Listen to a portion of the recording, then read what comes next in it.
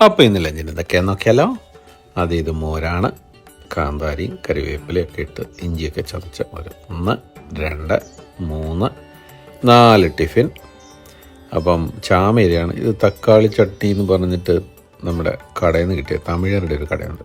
ഇത് പച്ചടി, വെള്ളരിക്കയൊക്കെ ഇട്ടുണ്ടാക്കിയ പച്ചടിയാണ്.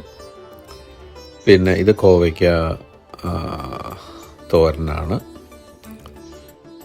ഇത് വറവൽ നാരായണം കൊണ്ടുവന്നാണ്. കണ്ടാൽ മുറുക്ക് പോലൊക്കെ ഇരിക്കും. അല്ല, ഇത് എയർ ഫ്രൈ ചെയ്ത പപ്പടവും ഉണ്ട്.